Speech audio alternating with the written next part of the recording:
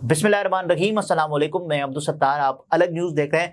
बाबर आजम और शाहीन को निकालने के बाद, ख़ास तौर पर बाबर आजम को निकालने के बाद फ़खर जमान ने क्या किया है, इस पर हम बात करेंगे। लेकिन उससे पहले आपसे दरख्वास्त है, चैनल को सब्सक्राइब करें, सब्सक्राइब करने के साथ साथ घंटी ज़रूर बजा दीजिएगा। तो बल्लेबाज फ़खर जमान ने बाकायदा एक ऐसा इजहार किया, मैं उस पर बाद में आता हूँ। लेकिन उससे पहले जो पाकिस्तान क्रिकेट टीम की परफॉर्मेंस रही है, बदकिस्मती से इस टीम ने हमें बाकायदा तौर पर मायूस किया, और उसके अलावा हम शदीद दुख में, शदीद रंज में, शदीद गम में, और उसके बाद शदीद तरीन तकलीफ में मुब्तला रहने के बाद जो बचा कुचा भरोसा था, हमने वो समेट के रखा था, लेकिन वो भी बिखर गया।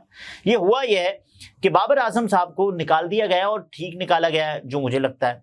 लेकिन उसके बाद जो फ़खर जमान है वो बाकायदा तौर पर भड़क रहे हैं कि भाई क्यों निकाला है हमें तो ऐसे बैट्समैन चाहिए। तो उन्होंने जो मंतिक पेश की है वो मैं आपके सामने रख देता हूँ। पाकिस्तान क्रिकेट टीम में अभी जो दूसरा टेस्ट है इंग्लैंड के खिलाफ, उसमें बहुत बड़ी तब्दीली ये है कि शाहीन नहीं है उस टेस्ट मैच में, और उसके अलावा बाबर आजम उस टेस्ट मैच में नहीं है। तो उसके बाद जो बाकायदा तौर पर ट्वीट्स आ रहे हैं, मैं आपको वो दिखा देता हूँ, बता देता हूँ। फ़खर जमान साहब ने एक ट्वीट किया है, और वो ये बता रहे हैं कि बाबर आजम को ड्रॉप करने के हवाले से तजावीज़ सुनना परेशान को नहीं। बाबर आजम ना हुए कोई 30 मार खान हुए, कोई तुर्रम खान हुए, कोई रुस्तम खान हुए कि उनको निकाला ही नहीं जा सकता। तो भाई निकाला जा सकता है। अगर भारत अपने यानी बहुत ही बेहतरीन बल्लेबाज विराट कोहली को रेस्ट दे सकता है, तो हम क्यों नहीं दे सकते बाबर आजम को। बाबर आजम को यानी चिढ़ाकर या तंजिया तौर पर जिम बाबर भी कहा जाता है। यानी छोटी टीमें जो मिनोज होती हैं उनके खिलाफ खेलते हैं बाबर आजम, और जिस अंदाज से खेलते हैं, और फिर बताते हैं कि साहब मैंने इतना स्कोर किया, इतना किया।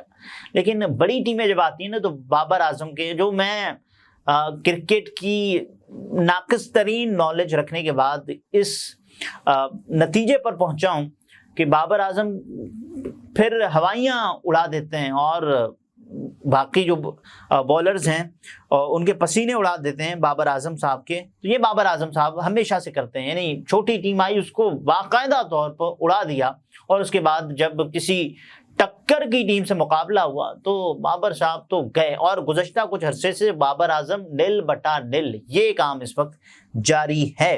बहरहाल फ़खर जमान ये कहते हैं कि तजावीज़ सुनना परेशान कुन है। यानी तजावीज़ क्यों नहीं सुनी जानी चाहिए। अगर कोई एक्सपर्ट ये राय दे रहे हैं कि बाबर आजम को टीम में शामिल नहीं किया जा सकता, तो बिठाया भी तो जा सकता है ना, कि बाबर आजम बैठकर अगर कुछ सीखें ताकि बेहतरी हो। बहरहाल 2020 और 2023 के दरमियान ये फ़खर जमान साहब कहते हैं कि हिंदुस्तान ने विराट कोहली को मुश्किल मुद्दत के दौरान ड्रॉप नहीं किया था। ठीक है भाई, ड्रॉप नहीं किया था आप कह रहे हैं, लेकिन विराट कोहली जब लग नहीं रहे थे, जब उनका फॉर्म नहीं था, विराट कोहली का फॉर्म नहीं था, वो सिर्फ सेंचुरी स्कोर नहीं कर रहे थे, लेकिन वो तवातुर के साथ अपनी निस्फ सेंचुरीज वो कर रहे थे, हाफ सेंचुरीज कर रहे थे। यानी वर्स्ट एवर परफॉर्मेंस भी अगर विराट कोहली की होगी तो बाबर आजम कहाँ बाबर कहाँ विराट। तो आप बाकायदा तौर पर मवाजना ही नहीं कर सकते एक ऐसा बल्लेबाज के जो टीम के साथ हो तो एक अलग ही कैफियत होती है दूसरी टीम की, और हमेशा से वो पाकिस्तान के खिलाफ लगा है। विराट कोहली फॉर्म में ना होते हुए, विराट कोहली फॉर्म में ना होते हुए भारत को फाइनल तक ले गया, भारत को फाइनल जितवाया विराट कोहली ने फॉर्म में ना होते हुए। और उससे पहले जो विराट कोहली की परफॉर्मेंस रही है, यानी वो जब नहीं भी लगते थे, उन्होंने अपने जो बेंचमार्क्स थे वो इतने हाई सेट कर दिए थे, नहीं भी लगते थे विराट कोहली, तो उनकी जो परफॉर्मेंस होती 50, 55, 56, तो ये होता था। और ये फ़खर जमान साहब अपने कोई नताइज निकाल के लाए कि 19, 28 और 26 की औसत से रन्स बनाए थे। तो आप बताएं ना कि बाबर आजम साहब आपके जो मायानाज बल्लेबाज हैं, और इंग्लिश में तो ये कहा भी जाता है कि 2 wrongs never make 1 right। तो बाबर आजम साहब को पहले तो मेरा ये ख्याल है कि निकाल देना चाहिए जब आपका कोई खिलाड़ी परफॉर्म नहीं कर रहा हो और मुसलसल स्कैंडल सामने आए, और ابھی جو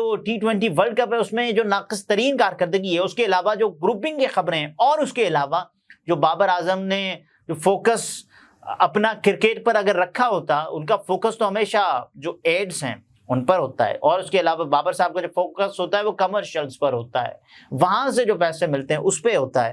لیکن اگر کیا ہی اچھا ہوتا کہ وہ فوکس کرکٹ پر رکھ لیتے. فخر زمان کہتے ہیں اگر ہم اپنے اہم بلے باز کو سائیڈ لائن کرنے پر غور کر رہے ہیں جو بلا شبہ پاکستان کے اب تک کے بہترین بلے باز ہیں، تو اس سے پوری ٹیم گھبرا جائے گی اور یعنی اسے پوری ٹیم کو گہرا منفی پیغام جائے گا. گھبراہٹ کے پینک بٹن کو دبانے سے بچنے کے لیے اب بھی وقت ہے. تو بھائی سب سے پہلے فخر زمان صاحب آپ اپنی پرفارمنس پر توجہ کریں. آپ اس وقت پاکستان میں جو بھی کرکٹ ہو رہی ہے اس پر اگر توجہ رکھیں گے، توجہ دیں گے تو آپ کے لیے اچھا ہوگا. آج بابر کو نکالا گیا ہے، کل آپ کو نکالا جا سکتا ہے، اور ممکنہ طور پر اگر کوئی او ڈی آئی سائیڈ کا اعلان ہو تو آپ اس میں اگر نہ ہوں تو آپ کو کیسا لگے گا.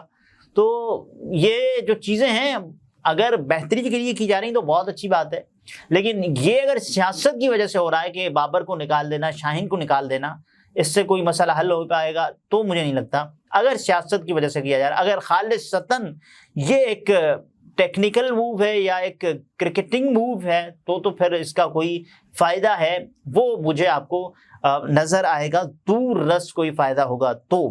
لیکن وہ کہتے ہیں کہ بھائی ہمیں اپنے کلیدی کھلاڑیوں کو کمزور کرنے کے بجائے ان کی حفاظت پر توجہ مرکوز کرنی چاہیے. تو کیا کریں؟ بابر پرفارم نہیں کر رہے تو پھر کیا، یعنی مطلب آپ چاہتے ہیں کیا ہے کہ بابر اگر پرفارم نہیں بھی کر رہے تو بابر کو لے کے چلنا ہے تو کیا ان کو نمائش میں رکھنا ہے، ان کی ایگزیبیشن کرنی ہے، ان سے ایڈ بنوانے ہیں، ان کو کوئی کمرشل یا کوئی پرومو شوٹ کرنا ہے؟ بابر اعظم کو کیوں لے کے جانا ہے؟ اگر وہ پرفارم نہیں بھی کر رہے تو ٹیم کے ساتھ کیوں ہوں؟ باقی جو بلے باز جنہوں نے، مجھے یاد پڑتا ہے کہ اتنے چانسز نہیں ملے تھے جتنے بابر اعظم کو ملے ہیں، اور باقاعدہ ایک کیمپین ان کے خلاف لانچ کر دی جاتی ہے کہ صاحب اس نے یہ کیا، اس نے یہ کیا. تو بابر اعظم کو جہاں تک میری جو مجھ ناقص کی رائے ہے، مجھے لگتا ہے کہ بابر اعظم کو اس وقت اگر نکالا نہ بھی جائے لیکن ٹیم سے ان کو ڈراپ ضرور کیا جا سکتا ہے، ریسٹ ضرور دیا جا سکتا ہے کہ اتنی کرکٹ جب آپ کھیل جاتے ہیں تو اس کے بعد ایک وقت ہوتا ہے کہ آپ ریویو کریں، ری اسٹارٹ کریں دوبارہ سے، اور اس کے بعد پھر کرکٹ کھیلیں. یہ تو نہیں ہو سکتا نا کہ آپ یعنی لگے رہیں آپ زمبابوے کے خلاف بھی کھیلیں، آپ آسٹریلیا کے خلاف بھی کھیلیں آپ، اور اس کے بعد اتنا کھیل جائیں کہ آپ اپنی پرفارمنس بھول جائیں، آپ اپنی ٹیکنک بھول جائیں، اور اس کے بعد آپ چلتے رہیں. یہ تو نہیں ہو سکتا. علی جا پاکستان قومی کرکٹ ٹیم کے star fast bowler Shaheen Shah Afridi کا انگلینڈ کے خلاف دوسرے ٹیسٹ میچ میں ٹیم سے ڈراپ ہونے کے بعد پہلا بیان سامنے آ گیا ہے. اب یہ کہا جا رہا تھا کہ صاحب بابر کو بھی اور شاہین کو بھی نکال دیا گیا، اور دیکھیں یہ تو گروپنگ کر رہے تھے، ان دونوں کو سبق سکھایا ہے، تو یہ لوگوں کی جانب سے تھا. اب اس کے بعد شاہین شاہ آفریدی کا جو بیان ہے جس میں وہ یہ کہتے ہیں کہ پاکستان ٹیم کے لیے نیک خواہشات ہیں اور ٹیم پاکستان کے لیے نیک تمنائیں جو ایک مضبوط واپسی کے لیے محنت کر رہی ہے، ہم سب ان کا حوصلہ بڑھا رہے ہیں. اور یہ بھی واضح رہے کہ پاکستان کرکٹ ٹیم کے لیے جو دوسرے ٹیسٹ میچ کا اعلان ہوا تھا 16 رکنی اسکواڈ کا، پاکستانی اسکواڈ میں بابر اعظم، شاہین شاہ آفریدی، سرفراز احمد اور نسیم شاہ کو آؤٹ کر کے 6 نئے کھلاڑیوں کو شامل کیا گیا تھا، جو کہ مجھے لگتا ہے کہ ایک ریزنیبل بات ہے کہ آپ پرفارم نہیں کر رہے. جب بابر نہیں پرفارم کرے گا تو کیا بابر سے کیا لینا ہے؟ یعنی اگر پرفارم بھی نہیں کرے گا تو بابر کو صرف فوٹو سیشن کے لیے یا پھر ایسے آپ لے کے چلے جائیں، یہ نہیں ہو سکتا. ایک وقت تک تو یہ ٹھیک ہے، یا تو پھر بابر وہ بھی نہیں ہے نا، سر بابر، استاد بابر، یعنی جیسے وراٹ کوہلی اپنی ایک دھاک جمائے رکھتے ہیں دوسری ٹیم پر، مخالف ٹیم پر، حریف ٹیم پر، اپوزٹ یا اوپوننٹ ٹیم پر، بابر اعظم تو وہ بھی نہیں کرتے نا. تو بابر اعظم کو کیوں یعنی بلا وجہ آپ اپنی ٹیم کے ہار کے سبب کو بھی ساتھ لے کے چلیں؟ تو یہ بہت مشکل ہے. بہرحال بہت بڑے کھلاڑیوں کو اگر ڈراپ کیا گیا ہے، نسیم شاہ تو میرا خیال ہے ان کو ریسٹ کی ضرورت ہے، بہت زیادہ کرکٹ کھیل چکے ہیں، تو उनको रेस्ट ज़रूर दिया जाना चाहिए। बाकी जो खिलाड़ी हैं वो अगर अपना टाइम बाकायदा तौर पर ख़त्म कर चुके हैं, यानी अपना टाइम पूरा वेस्ट कर चुके हैं, तो उनको तो एक लम्हे के लिए सोचे बगैर उनको तो निकाल ही देना चाहिए फ़ौरन से पेशतर। अगर आपने क्रिकेट को ठीक करना है तो ऐसे ही करना होगा। पाकिस्तान और इंग्लैंड के दरमियान सीरीज़ का दूसरा टेस्ट भी मुल्तान में ही है, जो कि कल से खेला जाएगा, यानी 15 अक्टूबर से, और तीसरा टेस्ट रावलपिंडी में होगा।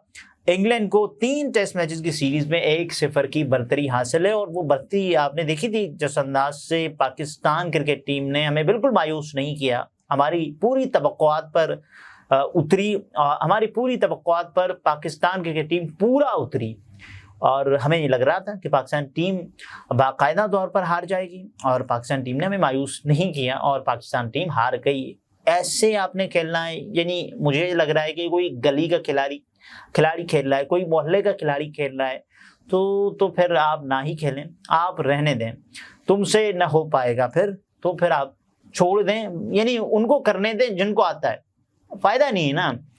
आप बार बार हमारी जिल्लत, रुसवाई, शर्मिंदगी का बायस बने, इससे बेहतर है आप, खैर आपको तो कोई फ़र्क ही नहीं पड़ता, आप आदी हो चुके हैं, लेकिन हम कम से कम ये चाहते हैं कि कोई ऐसा खिलाड़ी भी हो जो कभी ना कभी हमारी इज्जत का बायस बने।